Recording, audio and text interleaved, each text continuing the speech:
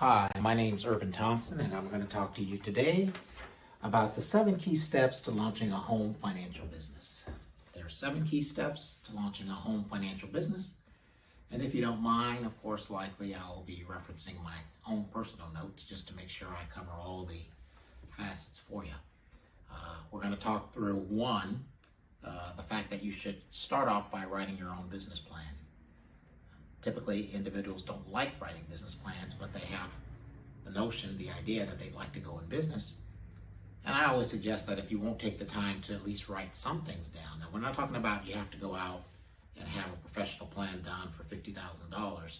You can just scribble some notes so that you make sure that down the road you're able to remember the very reason why you went into business in the first place. We too want to discuss the idea of the incipient capital. You want to talk about making sure, or you want to think in terms of being sure to get properly capitalized before you go into business, or at least have some strong idea as to where you can get additional capital if and when the time arises. And 3, we want to talk a little bit about the tax implications, just a little bit. I don't propose to be an accountant. I've simply got 30 years in the financial services industry, but I am not an accountant. I am not an attorney. I don't propose to give you any of the advice to either of those areas. I just want to give you some insight to the things that I've witnessed over my career thus far. And then 2, we want to talk about you being able to measure and weigh your risk as you go through the business. And next, we want to talk about the insurances. Oftentimes the overlooked area, understandably so. It's about as exciting as going to have your teeth done at your dental office. It's just not an exciting area, but it's also necessary that you examine these things again before you go into business, particularly a home business. Next, we want to talk about any contingencies. You want to have contingency plans in place. If you have any thought whatsoever of being successful, it is likely that your business will go long term. And if your business is to go long term, it is highly likely that things will come up that even you couldn't think of even during your business plan. And then finally, we want to talk about an exit strategy. Do you have some form of an exit strategy? Life presents us with death, disability, divorce, bankruptcies, and so many other things. And if one of these things don't catch us before a certain length of time, before 60, 65, 70 years old, then we'll likely want to retire. Even that has to be planned out. The idea of retiring could mean that you'll sell the business interest. And if you sell the business interest, you could sell it to an outsider, or you could sell it to someone inside, to a family member, or you may transfer the business. So there are a number of things that will take place if your business is to survive and to thrive and to continue on.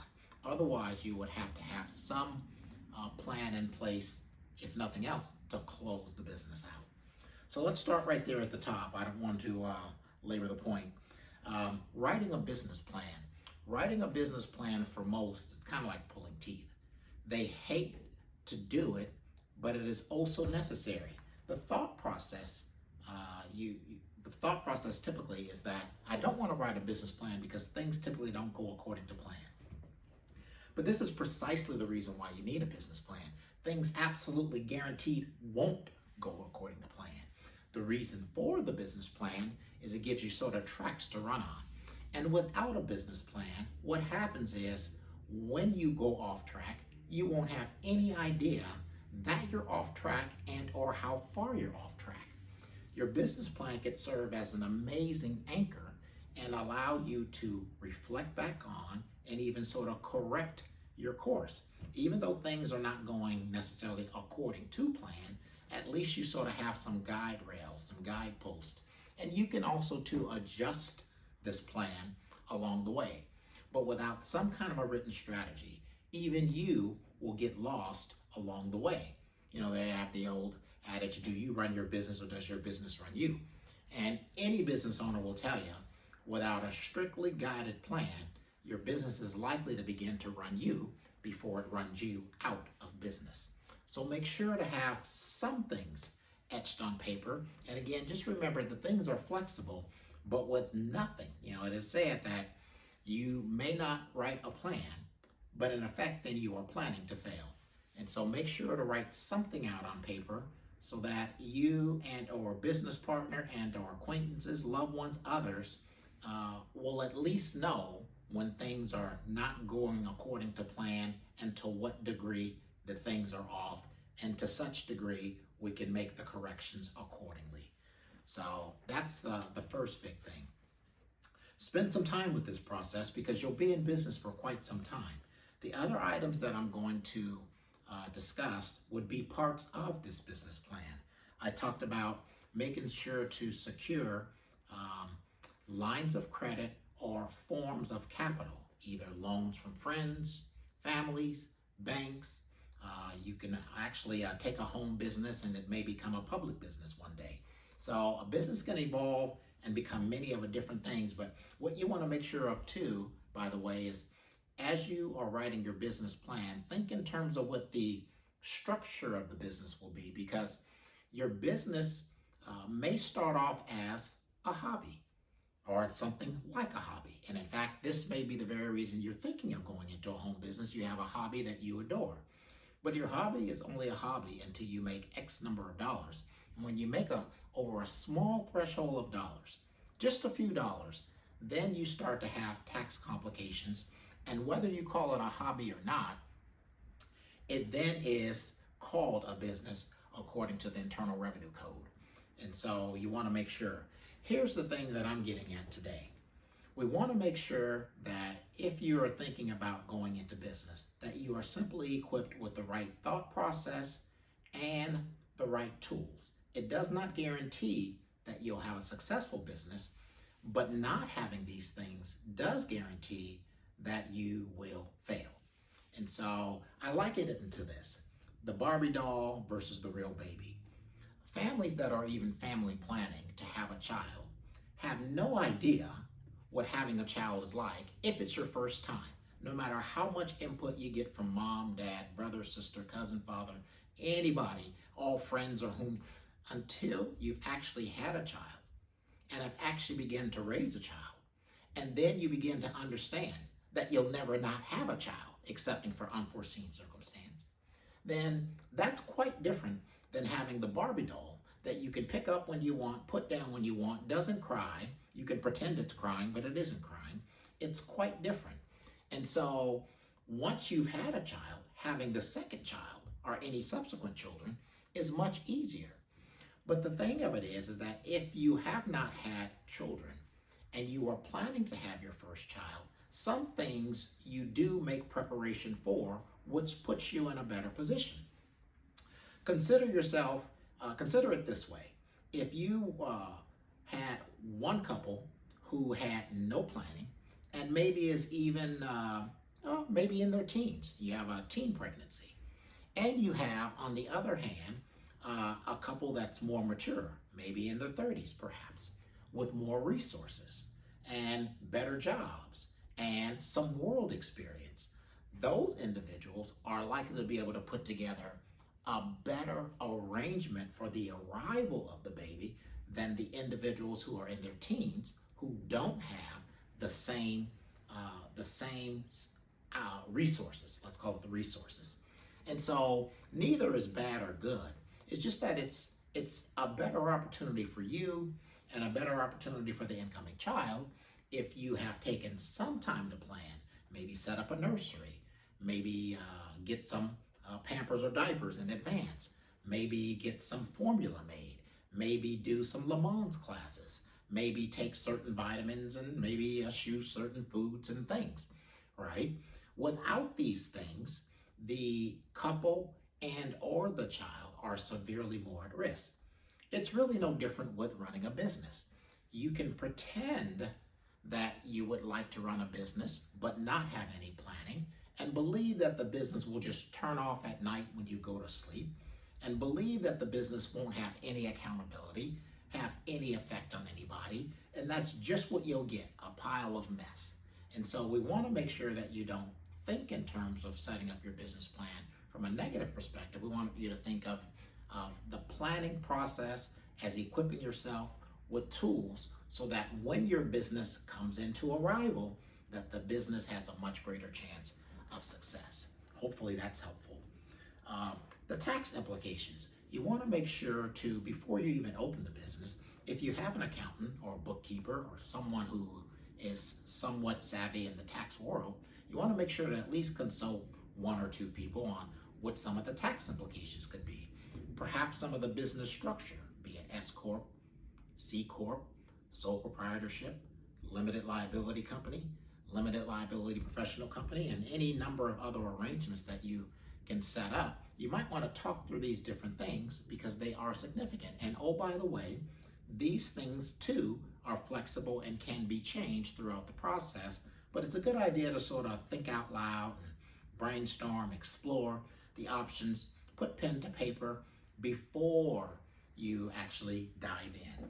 And so my point is not for you to know everything before you get into business, because it's kind of like being, before you're a parent, knowing everything. You can't know everything. That's not possible.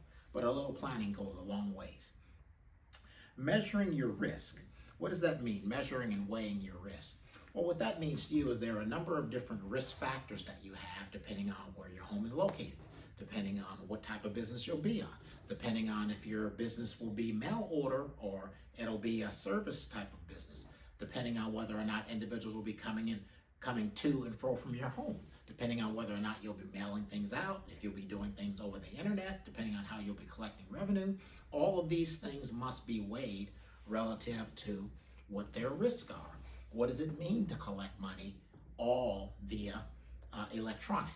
What does it mean to instead have individuals coming to your home and giving you cash that you then later have to go to the bank with? And so, say for example, if you were, a massage therapist or something who had a beautiful home and invited individuals to come in, and let's say they paid you in cash or some method like that, then you have that risk involved. And again, these are not bad things, these are just things that you would want to consider. Next, you want to consider, not necessarily again in this order, is all of the insurance responsibilities that go along with the business and the business as it relates to your home. And so you would want to talk to your insurance agent and ask and see if you can maybe work through, brainstorm, think out loud, several scenarios where the coverage would be effective and where your coverage would instead be void, and see if in fact you can put coverages properly in place to protect the business. So it is likely, as the case for most home businesses, that you will operate out of one room in the home. That's very typical. But if instead maybe you had a baking business, maybe you have an office in the home and you use your entire kitchen, or some other form of cooking business or something to that effect, making sure that you get the appropriate licensing and clearances to do such too is rather important, and will give you an easier ability to secure the proper insurances and so forth. So make sure you look at the insurance picture wisely. The other thing you need to consider and understand is that, different than getting up and going to work every day, there's no employer to provide you with health insurance. And so you want to make sure that you are properly covered for your health insurance, be it covered by your spouse or maybe going into the marketplace and getting coverage. And oh, by the way, the very thing you're trying to secure, revenue, money, income, has to be protected. And so it'd probably be judicious for you to look at something like a disability policy, long-term disability particularly. You may be able to get through a short-term situation, but longer-term situations are a bit more difficult, a bit more challenging. So you want to look at your options as it pertains to disability coverage. And so that's important. The next thing that we'd like to cover is, contingencies. What if, like in the example I just cited, you are disabled and let's say it's for a longer term. Let's say it's for, 6 months to 2 years. But this business has been up and going and is thriving, and at just about the time it's doing well, something happens that puts you in a position where you can't tend to the business and all the facets. If you have contingency plans in place, maybe you can get someone to do your printing and your copying, and maybe follow things, your orders online, collect them, and maybe do some of the cooking or some of the other duties that go along with whatever line of work you decide it to be. But if you have access to the labor pool, and you have access to additional monies, and you have access then is the key, to the things you need to keep the business buoyed, to keep it afloat, then that's wise. If you don't, you would do all of this for naught. And so make sure that you understand that you have the contingencies buttoned down and in place. And no, you can't plan for all of them. But again, a little planning goes an awful long way. And then we want to think in terms of, finally, for your business, the old parachute, I call it, triggers. You want to have an exit strategy, and you want to know what the triggers are. Death, disability, divorce, particularly in California. There are other things.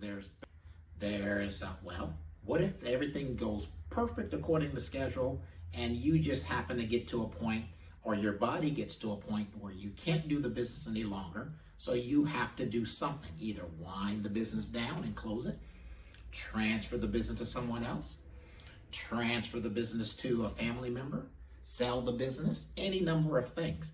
So you want to make sure to address the parachute. How do I get out of this business, and what's the trigger? And when this trigger is flipped, what are the steps that have to proceed so that I can properly exit and do my family and do the business well? Those are the 7 key steps. What I want to make sure to mention before we close is that if you don't cover these steps, these things are, well, they're still going to happen. All of the events that I described, some form of some event that's sort of off schedule and not on your mind, will come about. These things have an effect on your children, be they grown or minors. These would have an effect on your spouse. What happens if your spouse is a traveling spouse? What happens if your spouse is also at home working? So these things matter. What are the effects on the other areas of your life, this business? So make sure to spend copious time thinking about the trade-offs. These are not good or bad things again. Life just has trade-offs. It doesn't have good or bad. Think about the trade-offs and then weigh what the trade-offs would equal, and then you would want to go ahead and dive right in. Good luck. Thank you for the opportunity to discuss this with you today, and have a great business.